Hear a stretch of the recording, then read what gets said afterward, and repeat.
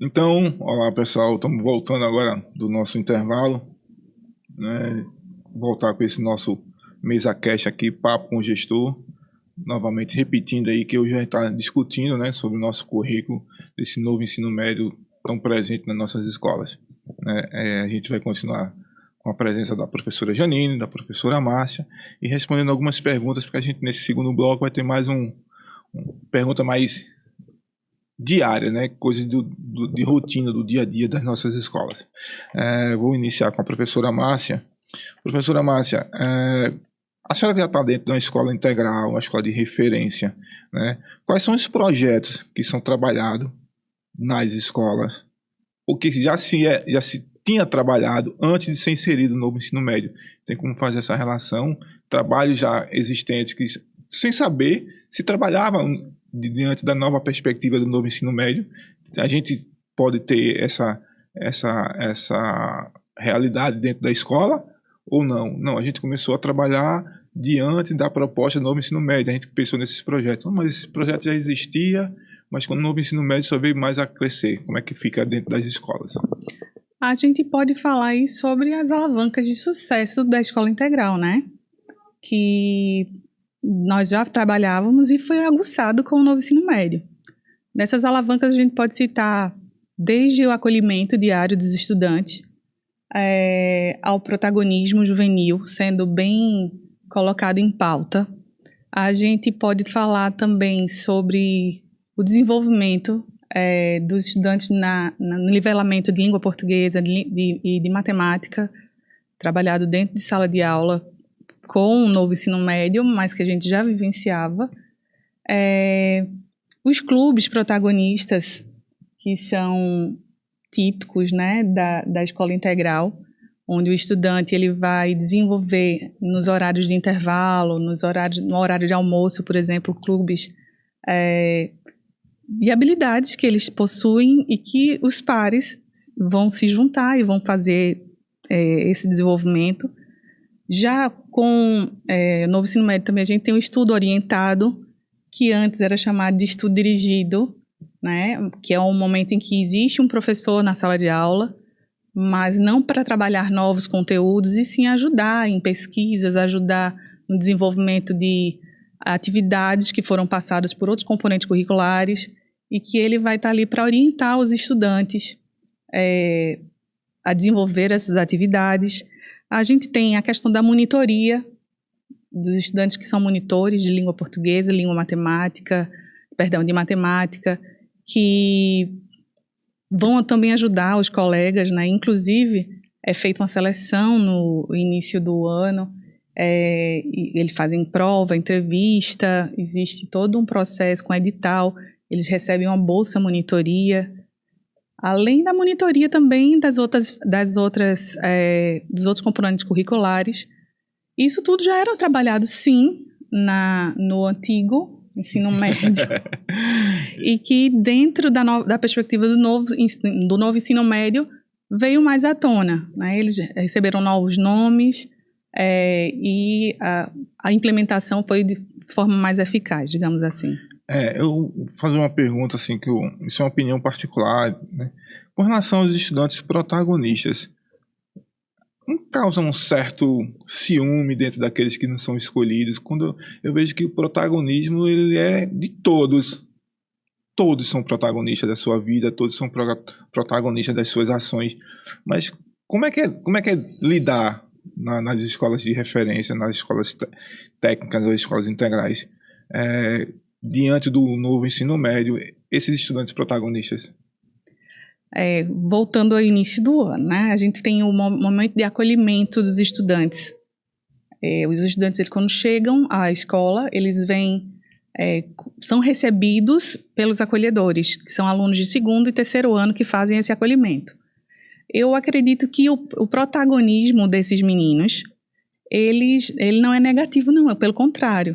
Existe uma corrida em busca de ser também acolhedor no outro ano, né? Meninos que têm perfil de liderança, que têm vontade de retribuir aquilo que eles receberam no início na sua chegada na escola, né? É óbvio que existe aquela questão O ciúme, né? do ciúme, mas eu digo que todos eles podem ser, né? E que existe mais ônus do que bônus em ser protagonista e em ser líder, né? E a gente lidar de forma muito tranquila com isso. Muito bom. Professora Janine, diante disso, né, de todo esse questionamento feito pela professora Márcia, né, esse estudante protagonista, né, esse estudante que desenvolve essas habilidades, como é que a senhora vê, né, esse estudante do novo ensino médio, como é que ele está sendo preparado para o mercado de trabalho?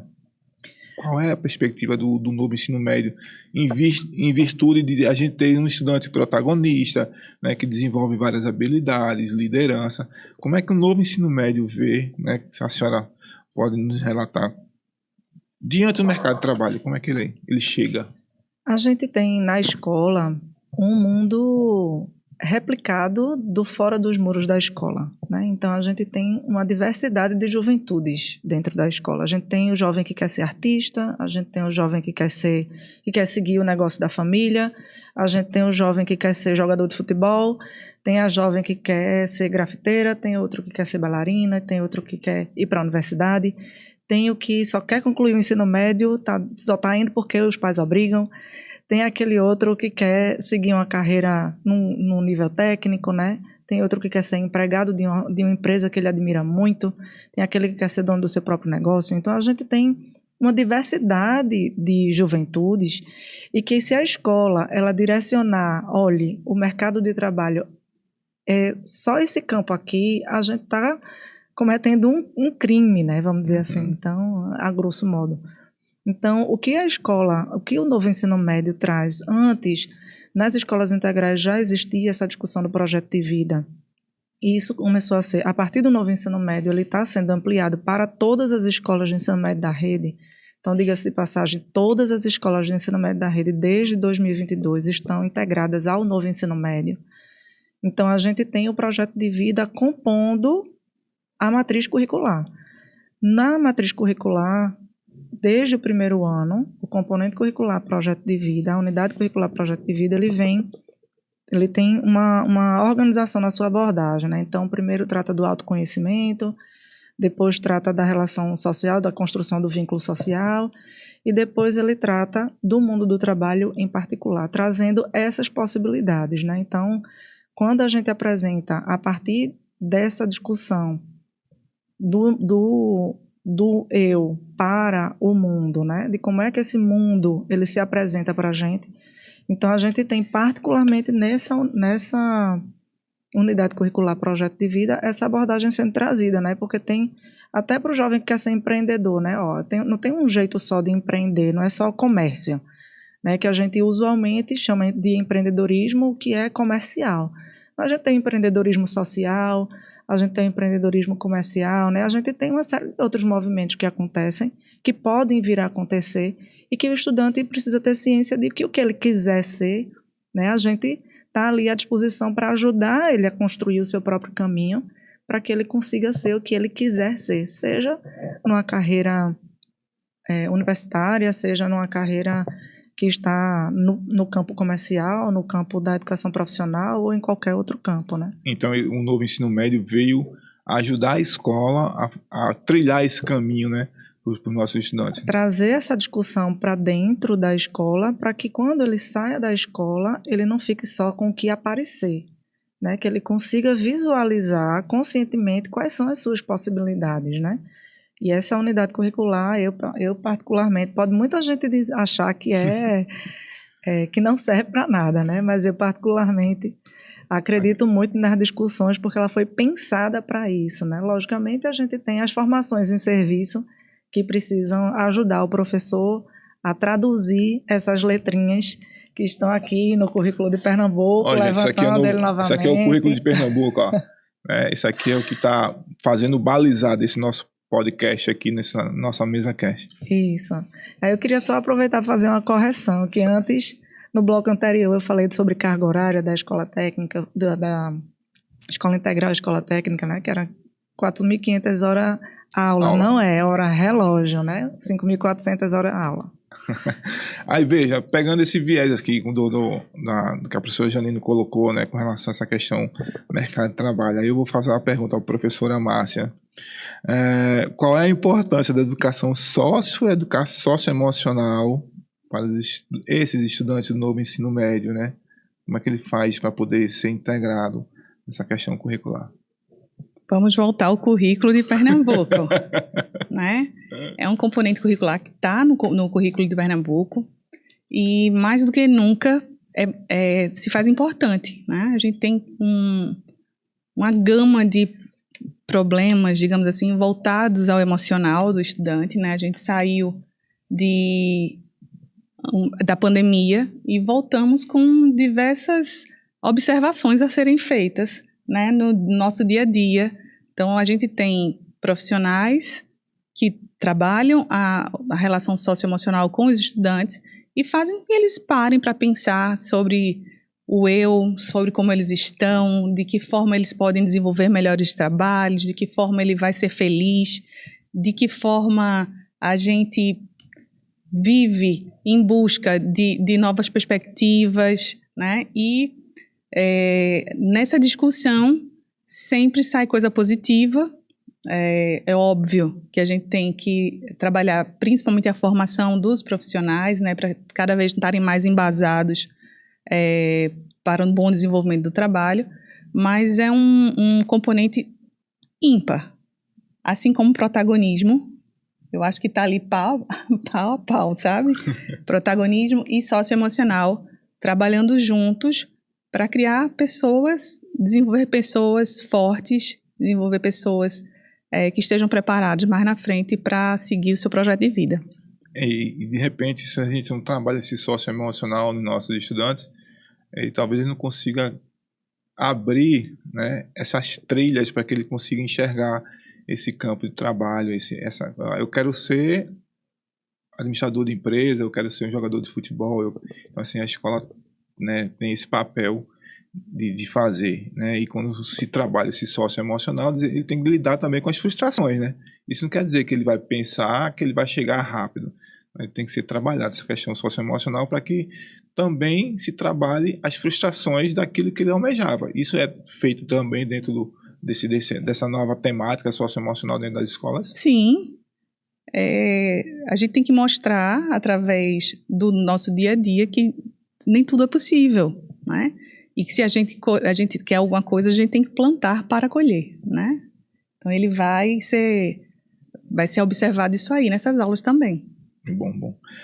Professora Janine, quais são realmente os principais desafios enfrentados pelas escolas na implementação do novo ensino médio? Não cabe na mão, não. São muitos os desafios, viu? São muitos os desafios. Primeiro porque a gente está trazendo uma perspectiva de olhar para o currículo pela perspectiva da juventude, né?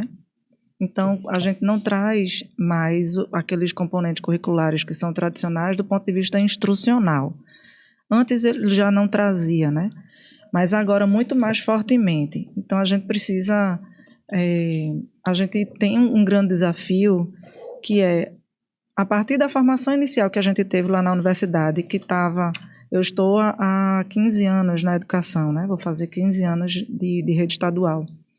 Quando eu me formei, muitos dos elementos que estão sendo trazidos no novo currículo, eu não tive na minha formação inicial, né? Então, a gente, à medida que o tempo vai passando, né, a sociedade vai mudando, as exigências vão mudando também e as competências elas vão precisando se ajustar a isso, né, a essa mudança toda. Então, eu acho que o grande desafio ele vem nesse sentido, né, da gente entender que os tempos exigem da gente uma nova postura enquanto professor, exigem da gente uma nova postura enquanto coletivo, né, enquanto coletivo que está dentro da escola, que é responsável pela formação de jovens e que a gente tem um tempo determinado para apresentar a essa juventude condições para que eles desenvolvam essas habilidades que estão relacionadas ao campo instrucional, mas não são só instrucionais. Então, como é que eu consigo... Agora, eu não preciso mais... agora, não a soma a adição ela precisa estar articulada a um contexto. Né? Como é que eu utilizo essa soma?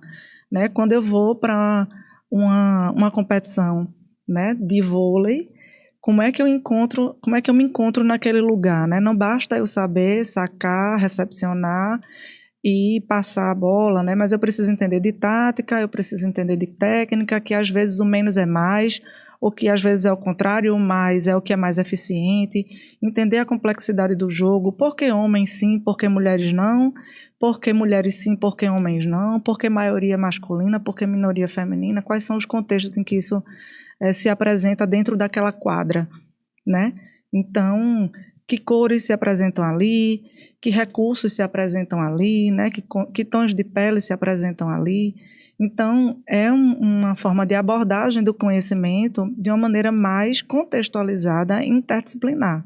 Então, esse, para mim, é o grande desafio que a gente tem hoje, além de outros tantos, né? Com relação à estrutura das escolas, com relação à condição material das escolas, né? Então, a gente tem uma série de outros desafios que não são trazidas pelo novo ensino médio, diga-se de passagem, né? Elas são demandas permanentes na educação.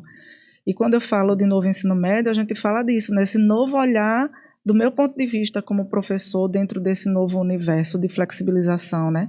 Será que eu preciso ter que o ensino médio legal é aquele onde eu tenho a minha reserva de tempo do meu componente curricular naquele quadradinho ali? Né? Será que é isso que, de fato, vai garantir que o ensino médio ele seja bom mesmo? Né? Então, será que a flexibilização curricular não é uma estratégia para a gente deixar o ensino médio atraente, para que a gente não tenha a juventude fora da escola, que ela queira vir para a escola?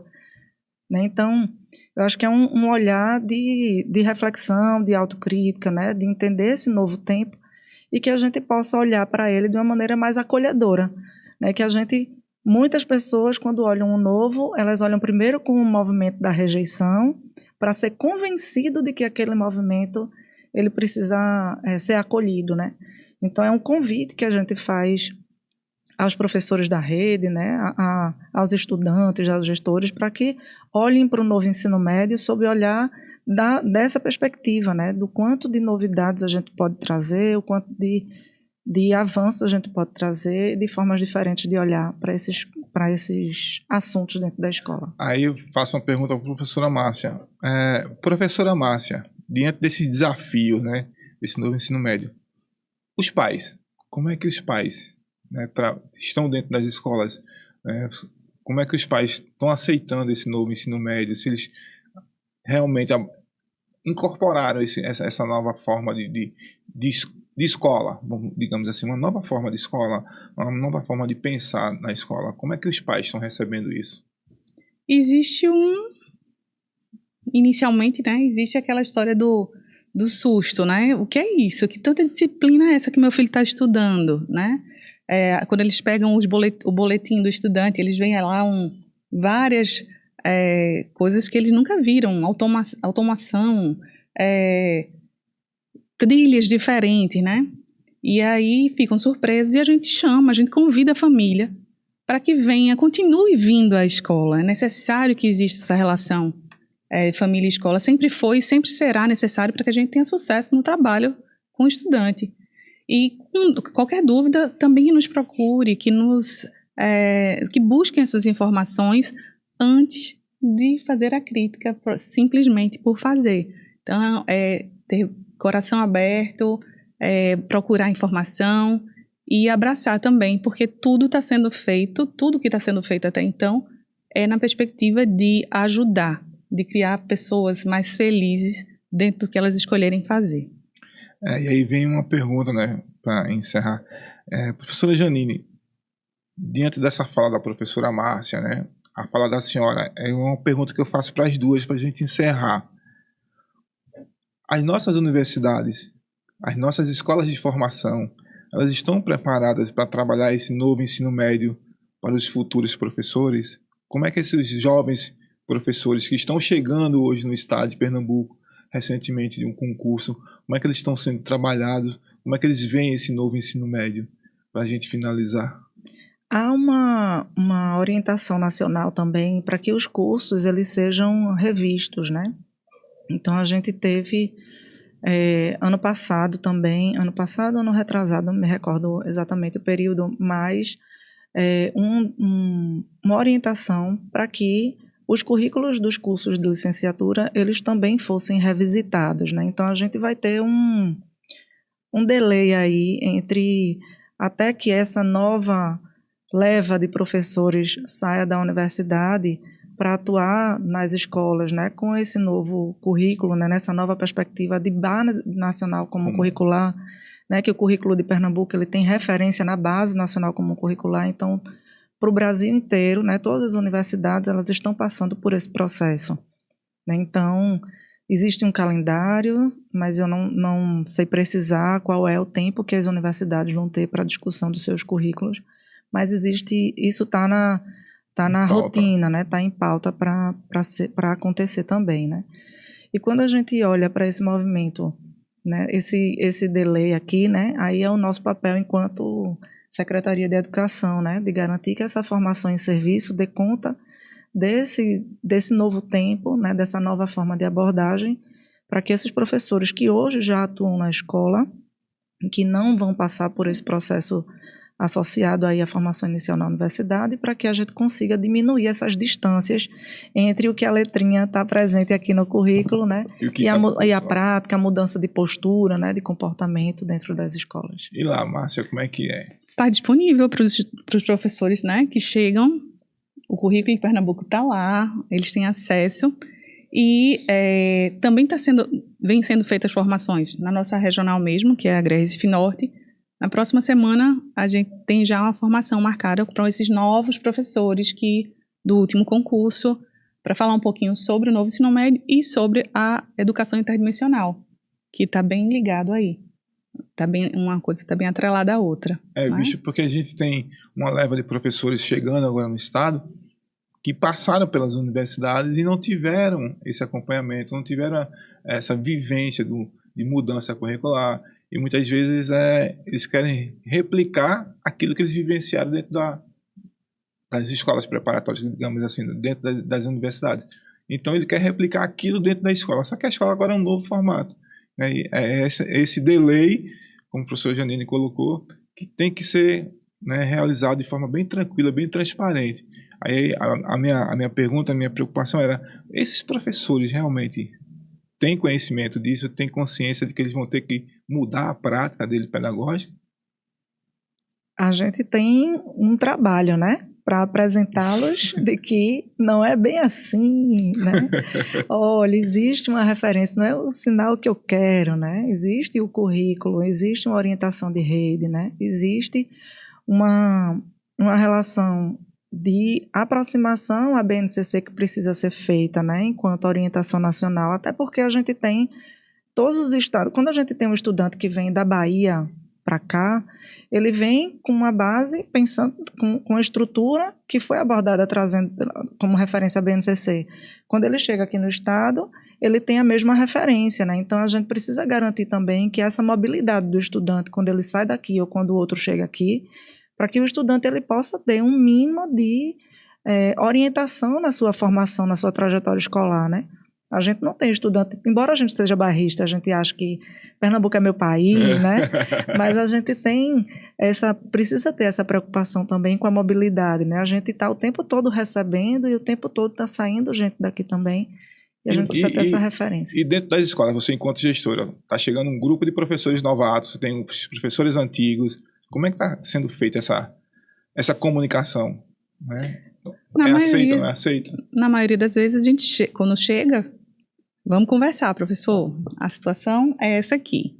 Você vai trabalhar com sua base curricular comum, mas também vai precisar entrar nas trilhas, vai precisar entrar nas eletivas, e vamos ajustando, dúvidas vão surgindo, a gente vai tirando essas dúvidas e vai agregando o conhecimento que a gente tem com que eles chegam, e a gente chega a um denominador comum para que tudo funcione. Deixa eu fazer só um lembrete aqui, né? E um convite também. Para além do currículo que a gente tem aqui, esse azulzinho que a gente mostrou, no site da Secretaria de Educação, Quando você entra no site da educação, lá em cima, você passando o mouse, vai no campozinho educação, vai aparecer ensino médio.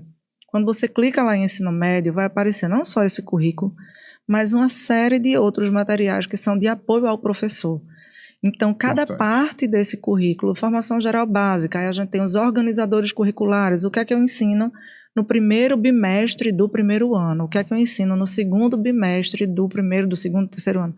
Então, a gente tem de cada componente curricular, ali o organizador, a gente tem o material de apoio à ação docente, que aí fala já dos itinerários formativos, cada uma daquelas unidades curriculares novas que estão aparecendo ali, automação, arte de rua, nas ondas da comunicação, né, e uma série de outras.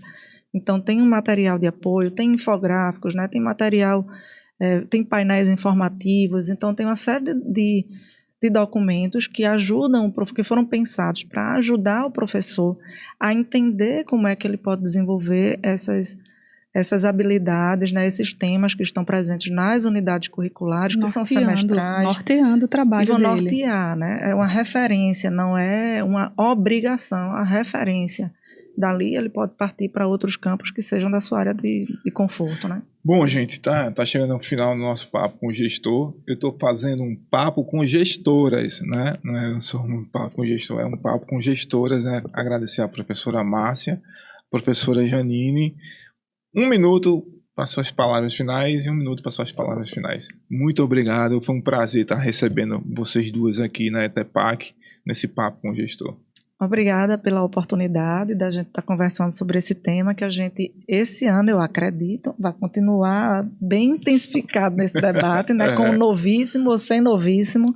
A gente está à disposição para ir ampliando essa visão sobre o novo ensino médio, que é tão polêmica, é tão debatida, né? Para que a gente comece a colocar outra perspectiva também na mídia, né? Também na mesa de conversa. Pois é, também agradeço a oportunidade de falar um pouquinho sobre minha experiência, né, enquanto gestora de escola integral, em tempo integral, mostrar como é que vem vivenciado o novo ensino médio na nossa escola e convidar as famílias, convidar aqueles que têm qualquer dúvida a visitar as escolas, buscar informação, que isso só vai engrandecer a nossa discussão.